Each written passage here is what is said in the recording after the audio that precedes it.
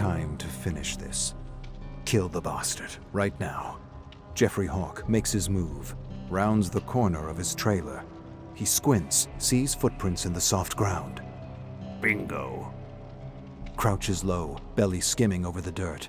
A crowd roars from the circus tent 300 yards away. He uses the sounds to conceal his movement. Then he sees it, the shadow of his chosen victim. Focus. Bring on the carnival of carnage. He shifts his weight to his back foot and springs. I'll shred you up good, you son of a bitch! He grabs the raccoon, ripping the creature from his trash can. They tumble. Garbage spills to the ground. Sharp pain and dull discomfort as he rolls through broken glass, cigarette butts and half-eaten corn dogs. This is the last time you invade my trash! The raccoon twists, snaps at air until finding a fat chunk of flesh. Ah, damn it! Jeffrey loses his grip, recovers just in time to grab a bushy tail. He's on the defensive, swings the animal around, whirling it like a lasso. He loses his grip. The raccoon soars through the air, reaching incredible heights. The squealing, thrashing silhouette of the woodland creature flies over the backdrop of a full moon. Majestic. It arcs downwards and lands safely in a tree. Blast it all to hell! With a furious hiss, the raccoon scurries into the foliage and disappears. Scram, you hairball! Touch my garbage again and I'll make a balloon animal out of your intestines!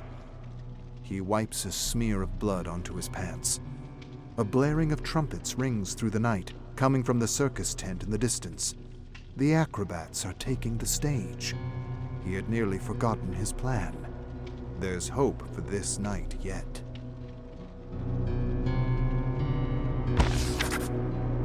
Jeffrey hurries into the circus tent, anticipation buzzing through his veins. He stands at the back of the bleachers, avoiding the gawking, idiotic crowd. All eyes are glued to the trapeze artist swinging above. They have no idea. The best comedy is unexpected, and only Jeffrey knows the punchline. He greased the second trapeze an hour ago. Spotlights, a drum roll, the acrobat flips through the air, grabs the next trapeze and, whoops, slips right off. Down, down, splat.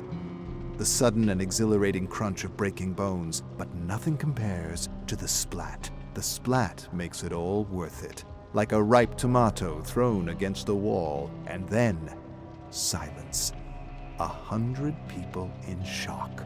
Trauma forming in their brains, future nightmares being scripted.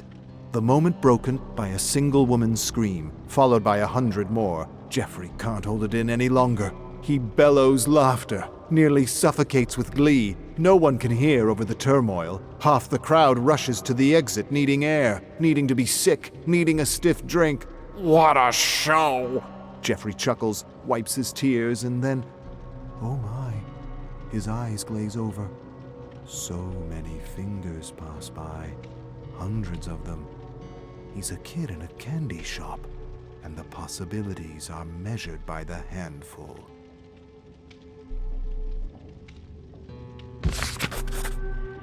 He's paralyzed with indecision. As the crowd streams by, he appraises their hands. Long fingers, stout fingers, pristine and ugly. Don't be greedy now. You get one. Gotta keep things quiet. The fuzz will be snooping after the trapezist's accident. He spots a candidate worth his attention. 3 inches on the left hand of a young woman. Smoother knuckles than the norm. What does it taste like? Candy apple, maybe. Or brass. Why brass? With considerable effort, the memory arises. A first-grade teacher with a similar finger who used to wear cheap rings. He was a brat, but she was too hard on him. A burst of endorphins tickles his spine. How would he immortalize this stand-in for his first-grade teacher? A sharpened pencil to her jugular? Stupid, obvious, pandering to irony, but also satisfying in its cartoonish simplicity. Wait, what about the plump man with plump fingers? thick sausages ready to burst with the slightest pinprick. A reminder of the mailman who yelled at him for flinging dog crap at a car. Bastard. I was just a kid having fun. Could fry up that finger and feed it to the local mutt. The fantasy is liberating, a righting of wrongs. And then, he sees it. The one. He shudders, recoils like he's seen a ghost, but is suddenly drawn to it, unable to look away. It's the finger he's always searched for, always longed to make his own. Attached to a hand, to an arm, to a man with a very stupid mustache. He has found it, the finger of chaos.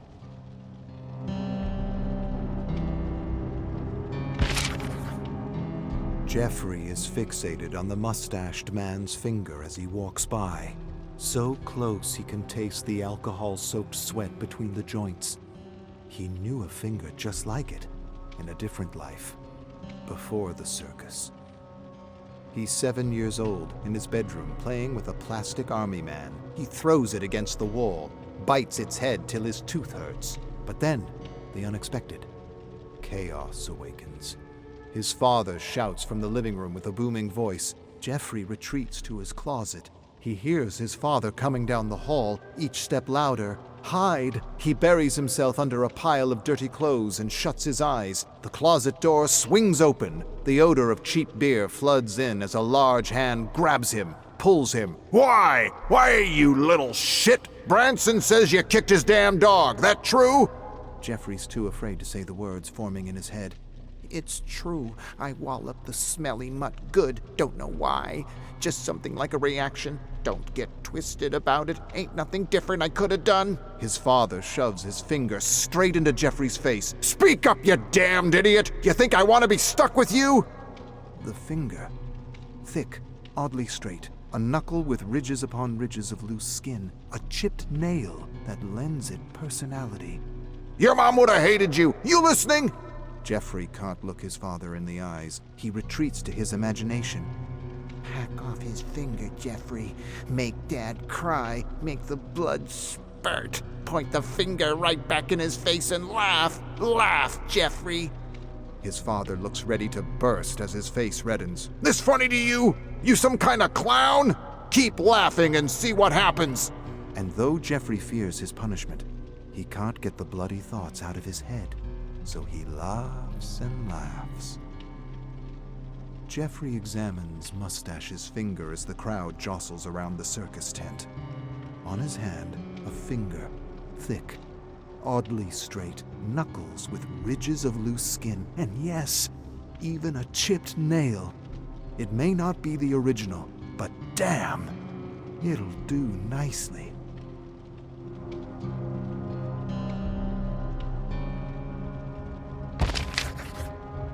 Jeffrey barrels through the crowd, keeping an eye on the mustached man and his index finger. He pushes a lady aside, strong-arms a man. Move along, you jerks! Everyone's too disturbed by the acrobat's death to be upset by a clown's social faux pas. It'll be days before it crosses anyone's mind. Did that clown really elbow an old woman in the face? Jeffrey spots Mustache walking through the fairgrounds. Tents, Ferris wheels, and food booths have gone dark, closed for the night. The scent of deep fryers and popcorn is still thick in the air. Mustache breaks from the crowd. Perfect. Time to get to work.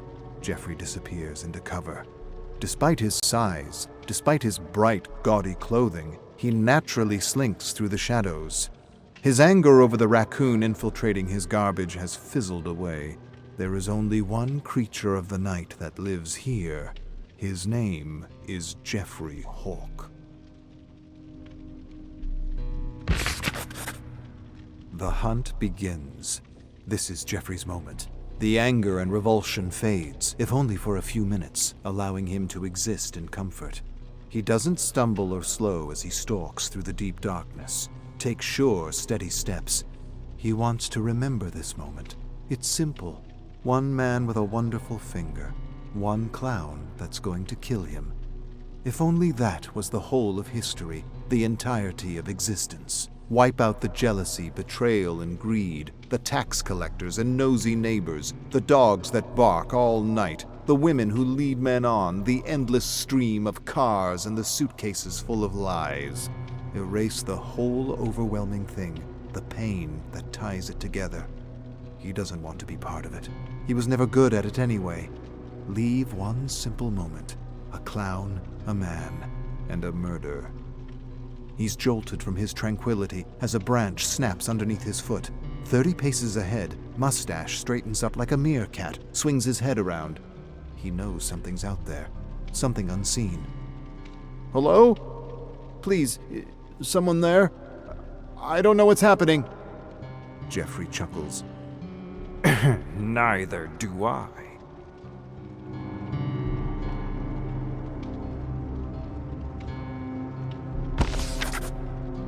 Jeffrey keeps to the shadows, makes his way closer to Mustache. He moves swiftly, silently.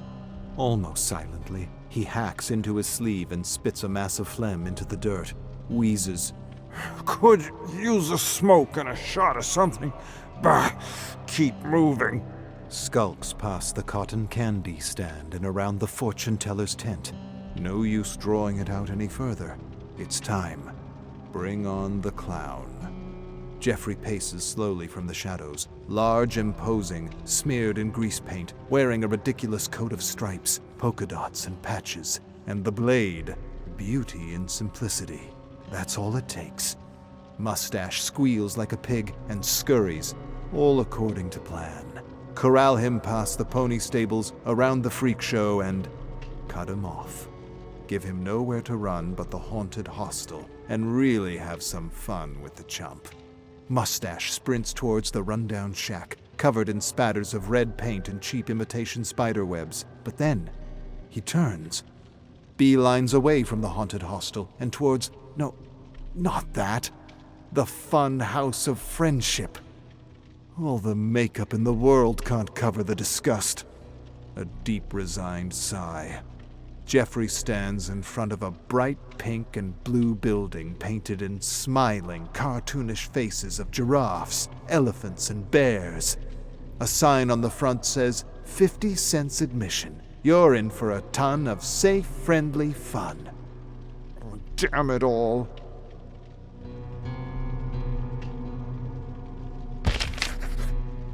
Darkness.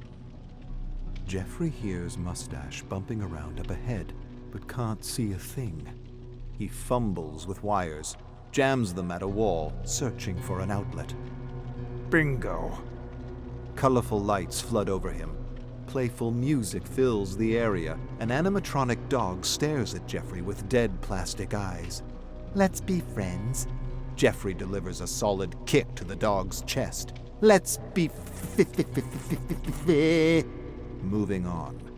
As soon as Jeffrey reaches the hall, he's overtaken by a teddy bear parade. Cartoonish animatronics emerge from the walls, singing, smashing cymbals, playing flutes, or at least pretending to.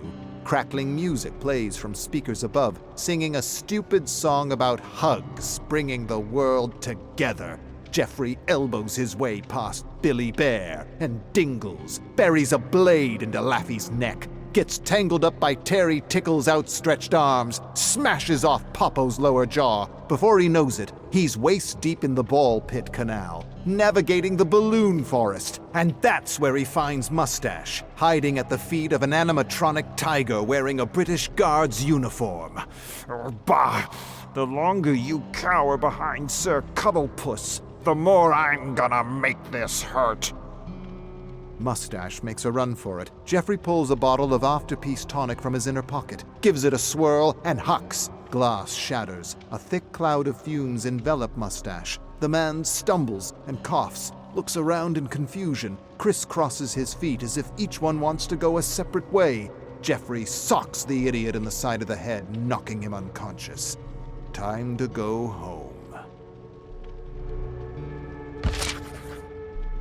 The man with the mustache is huddled in the corner of Jeffrey's trailer, babbling, crying, pleading his case.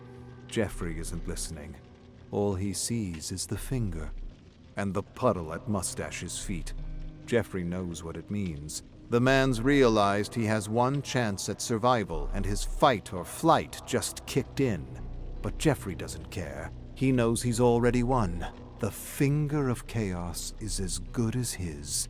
The memories of his father are already shifting.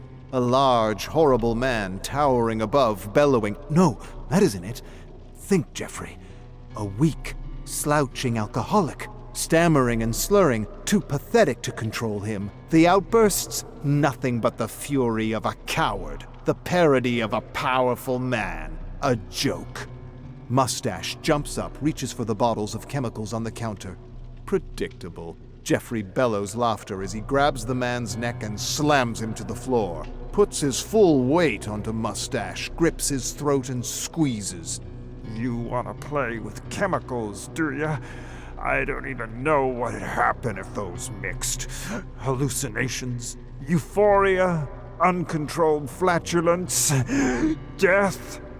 Jeffrey thinks this over as he repeatedly smacks Mustache's head into the floor. They all sound like hilarious endings, and why not add some uncertainty to the mix? He doesn't need to fear chaos anymore. He can handle it, and hell, he deserves a little fun. You want to play one last game? Okay, Mustache, let's play.